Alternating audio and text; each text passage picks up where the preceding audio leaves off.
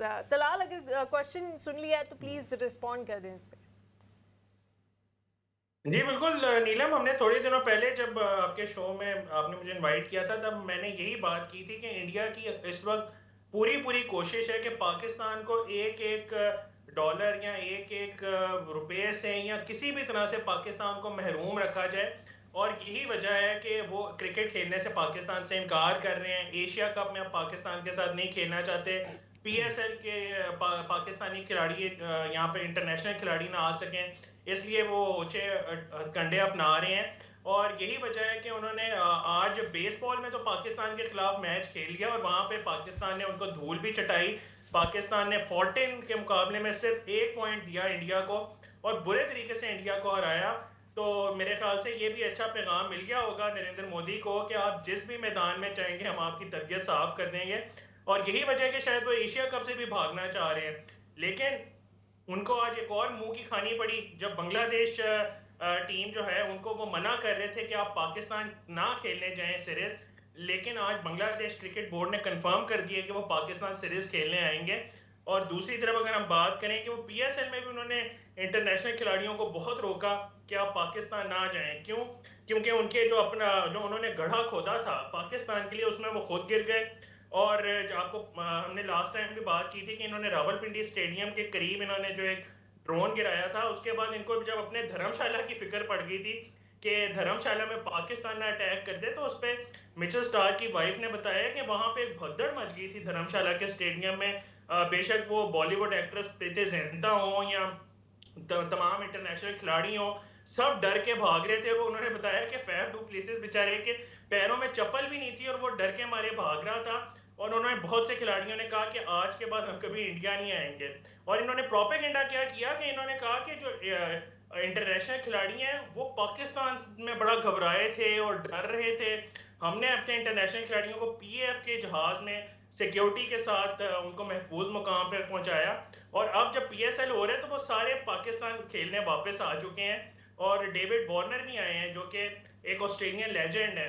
तो हर तरफ से इंडिया को मुंह की खानी पड़ रही है, बेशक वो पीएसएल का मैदान हो, बेशक वो एशिया कप का हो, या फिर कोई बेसबॉल का मैदान हो, जंग का मैदान हो। तो इस वक्त मोदी बिल्कुल बौखलाए हुए हैं कि उनका ख्याल था कि जी मैं इलेक्शन जीतूंगा पाकिस्तान को नीचा दिखा के, और हर तरफ से पाकिस्तान उन्हें नीचा दिखा रहा है। जी अच्छा तलाल, ये जो खबरें आई इंडियन मीडिया की जानिब से, अगरचे उसकी तरदीद आ चुकी है, बीसीसीआई ने की, लेकिन कुछ पता नहीं कल को क्या हो जाए। हम देखते हैं से पहले भी ऐसा हो चुका है कि इंडियन मीडिया ने खबर दी, वो बाद में सच भी साबित हुई। तो आपको क्या लगता है कि क्या इसमें कुछ सदाकत हो सकती है? वो इंडिया सिर्फ इस वजह से कि चूँकि जो चेयरमैन पीसीबी हैं वो एशियन क्रिकेट काउंसिल के भी सदर हैं, तो इस वजह से जो अपने उनके मुल्क में एक इवेंट होता है उससे दस्तबरदारी का भी ऐलान कर दे, तो क्या लगता है आपको कुछ ऐसा इंडिया कदम उठा सकता है? देखिए अहमद, आपने बड़ा अच्छा सवाल किया है। और इसमें जो जो व्यूअर्स जो फॉलो करते हैं इंडियन मीडिया को, उनको खास तौर पे पता होगा कि इसको गोदी मीडिया इसलिए कहा जाता है इंडियन मीडिया को, क्योंकि नरेंद्र मोदी जैसे कहते हैं ये खबरें चला देते हैं। यही वजह है कि इन्होंने, आपको याद होगा कि जी खबरें चल रही थी कि लाहौर में भारत की फौज दाखिल हो गई, कराची पोर्ट को आग लगा दिया, लाहौर पोर्ट को तबाह कर दिया। इस तरह की जो इनकी खबरें चल रही थी वो गोदी मीडिया इसीलिए चलाता है ताकि नंबर 1 इनके लोगों को खुश किया जा सके, नंबर 2 पाकिस्तानियों का मोराल डाउन किया जा सके, और नंबर 3 वही कि एक अपना सेंटीमेंट चेक करना लोगों का। तो ये जय शाह, आपको पता है कि जय शाह अमित शाह के बेटे हैं जो इस वक्त आईसीसी के भी सदर हैं। तो ये मुझे जहां तक लग रहा है ये इन्होंने खुद खबरें चलवाई ताकि ये पाकिस्तान को देख सके कि पाकिस्तानी घबरा घबरा जाएंगे शायद, और पाकिस्तानी कहेंगे ठीक है जी मोहसिन नकवी साहब इस्तीफा दे देंगे एसीसी की सदारत से, और प्लीज आप हमारे, हम तो आपके बगैर रह नहीं सकते, आपके बगैर तो एशिया कप हो नहीं सकता। लेकिन जब उन्होंने देखा कि किसी को कोई फर्क ही नहीं पड़ा, उन्होंने जब देखा कि सारी टीमें कह रही हैं ठीक है आपने नहीं आना तो ना आए, तो फिर उनको वो यू टर्न लेना पड़ा अपनी स्टेटमेंट से। हालांकि उससे पहले तमाम इंडियन मीडिया ये खबरें चला रहा था कि जी इंडिया जो है वो बैकआउट कर गया और विड्रॉ कर गया एशिया कप से।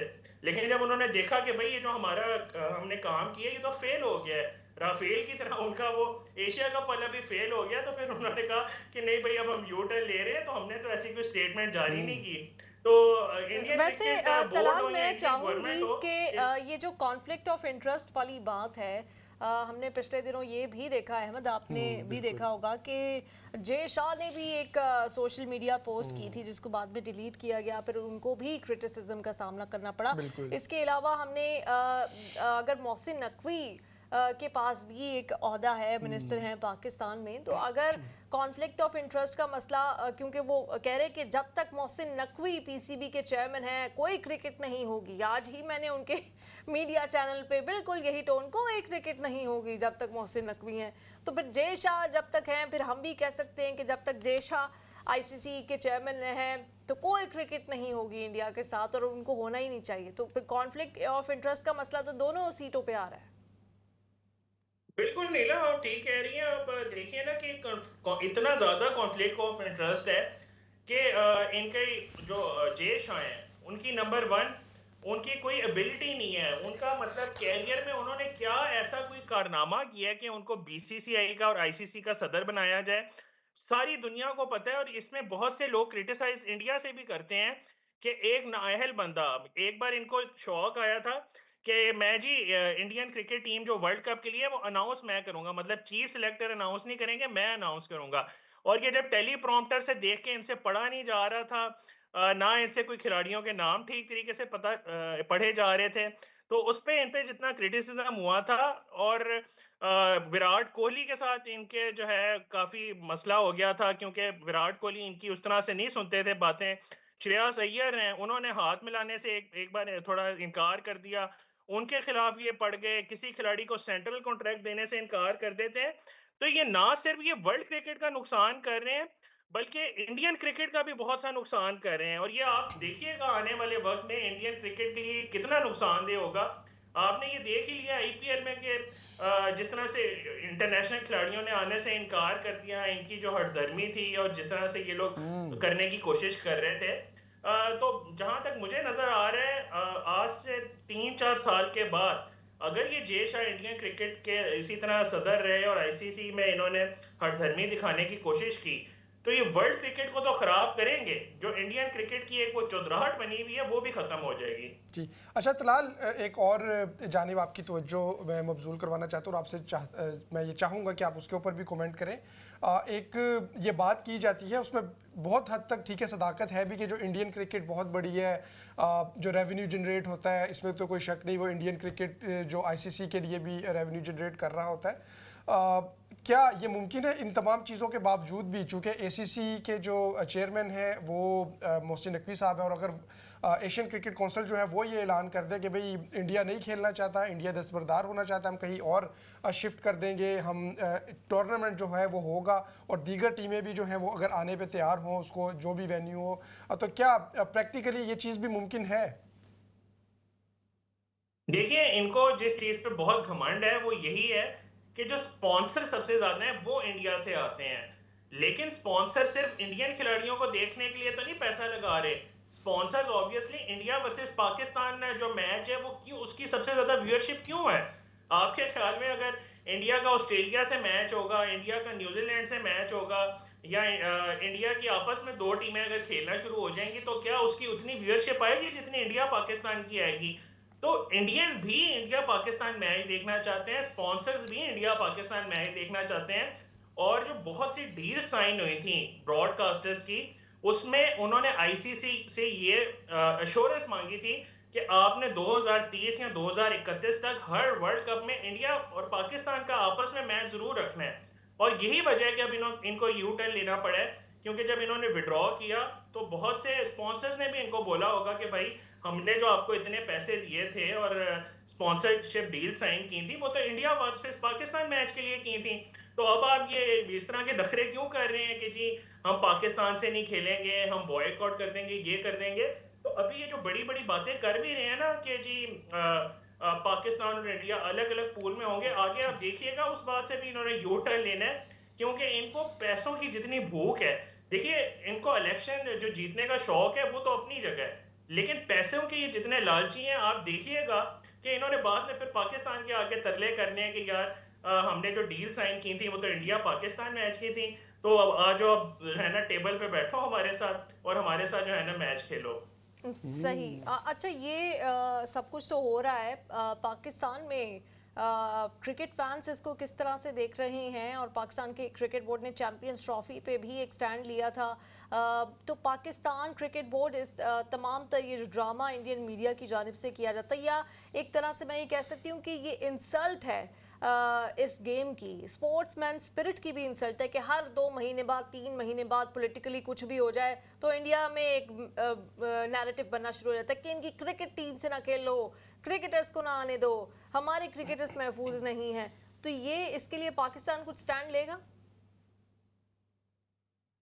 देखिए नीलम, जो मोहसिन नकवी साहब को जब बनाया गया था पीसीबी का चेयरमैन, तो यही सोच के बनाया गया था, क्योंकि पता था गवर्नमेंट को या हमारी इस्टेब्लिशमेंट को कि कल को जब इंडिया ने नखरे करने हैं तो उनके बोर्ड ने पाकिस्तान के साथ खेलने में करने हैं। और यही वजह है कि एक स्ट्रॉन्ग चेयरमैन पीसीबी का बनाया गया था जो कि डिसीजन ले सके। और हम जो मुझे कुछ सोर्सेज से ये भी पता चल रहा है कि इवन मोहसिन नकवी साहब की तरफ से पैगाम गया बीसीसीआई को कि ठीक है, अगर आपने एशिया कप में नहीं आना तो हम आपके बगैर एशिया कप करा लेंगे, और पाकिस्तान में भी कुछ स्पॉन्सर्स की कमी नहीं है। आप ये देखिए कि पीएसएल, हम जो इतना शानदार पीएसएल करवाते हैं, उसमें कौन से इंडिया के स्पॉन्सर्स होते हैं, यहाँ कौन सा हमें पैसा उनकी तरफ से मिलता है, जो हम इतना जबरदस्त पीएसएल कराते हैं जिसमें हाई क्वालिटी ऑफ क्रिकेट होती है, जिसमें इतने जबरदस्त इंटरनेशनल प्लेयर्स आते हैं। तो उन्होंने फिर यही पैगाम दिया कि स्पॉन्सर्स की हमें भी कोई कमी नहीं है, अगर इंडिया से एक भी स्पॉन्सर्स ना आया तो पाकिस्तान की भी माशाल्लाह जो कंपनीज हैं वो इतने अच्छे स्पॉन्सर्स कर सकते हैं कि एक बेहतरीन एशिया कप इंडिया के बगैर होगा। तो ये चैलेंज जब दिया गया तो फिर उनके जरा घबरा गए बीसीसीआई, और यही वजह है कि फिर उन्होंने यू टर्न लिया था। तो हमारे फैंस को भी पता है कि इंडिया के बगैर हमें कोई मसला नहीं है। अगर आपको याद हो तो 1980s में भी एक बार इंडियन टीम ने एशिया कप खेलने से इनकार कर दिया था जब ये सियाचिन का मसला हुआ था इंडिया और पाकिस्तान के दरमियान। लेकिन बड़ा ठीक ठाक एशिया कप हुआ था।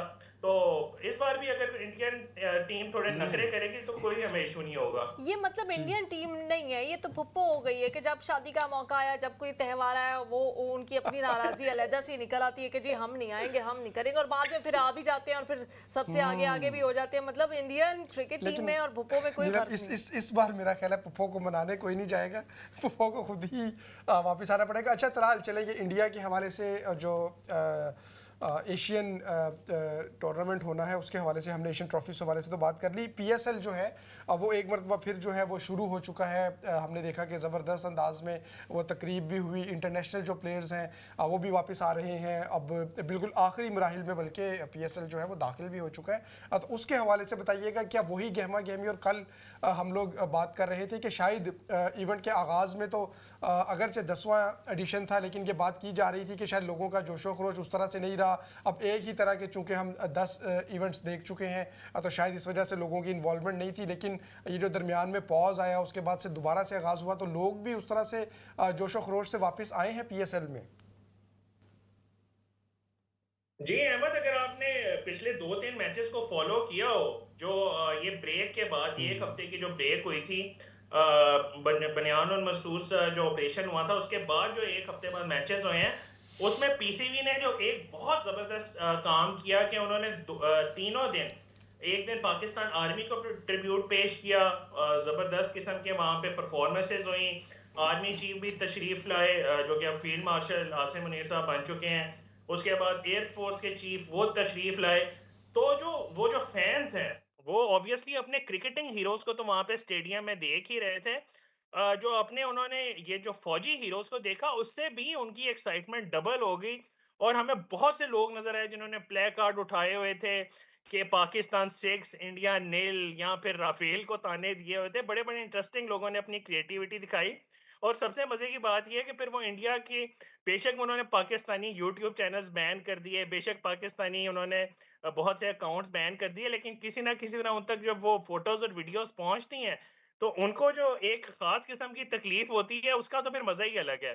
और इसके अलावा हम बात करें जो क्वालिटी ऑफ क्रिकेट हमें देखने को मिल रही है वो भी बहुत जबरदस्त है। जो लास्ट मैच हुआ उसमें 250 रन बनाए इस्लामाबाद यूनाइटेड ने। और इसके अलावा हम बात करें जो डेविड वार्नर ने एक बड़ी जबरदस्त 80 रन की इनिंग्स खेली, एलेक्स हेल्स की तरफ से हमें बड़ी जबरदस्त बैटिंग देखने को मिली। तो परफॉर्मेंसेस भी बहुत अच्छी हो रही हैं और जो अरेंजमेंट है वो भी बहुत अच्छा है। और एक पीसीबी ने और पाकिस्तानी गवर्नमेंट ने जो खास तौर पे काम किया कि ये मैचेस रावलपिंडी स्टेडियम में कराए, और ये वो स्टेडियम है जिसको फोटोशॉप के ऊपर इंडियंस ने तबाह कर दिया था। अगर आपने वो फोटोज देखी हो जो उनकी रावलपिंडी स्टेडियम की उन्होंने एडिट की थी कि जी पूरा स्टेडियम जो है ना तबाह हो चुका है, और उसके बाद जब वहां पे उसी स्टेडियम में पाकिस्तान ने मैचेस कराए तो उनको और ज्यादा तकलीफ हुई। तो इस वजह से पाकिस्तानियों ने तो तीनों चीज़ों को बहुत एन्जॉय किया, पाकिस्तानी फ़ौज के सक्सेस को भी, क्रिकेट को भी, और जो इंडिया की तरफ से जो रिएक्शन आ रहा है उसको भी।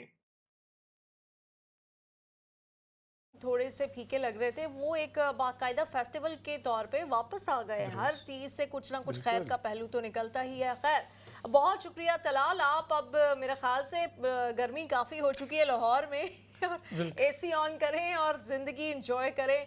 पीएसएल चल रहा है, उसका आने वाले जो मैचेस हैं वो इंजॉय करें। और यहाँ पे हम ये सोचने की कोशिश कर रहे हैं कि अब एशिया कप में, क्योंकि हमेशा पाकिस्तानियों को ये मायूसी रहती थी कि देखो जी फिर इंडिया ने मना कर दिया, लेकिन अब पाकिस्तानी एक्साइटेड होके वेट कर रहे हैं कि वो मौका आए जिस दिन मैच है, वो टाइम आए जिस दिन इवेंट है। हम देखना चाहते हैं कि इंडिया करता क्या है। इतने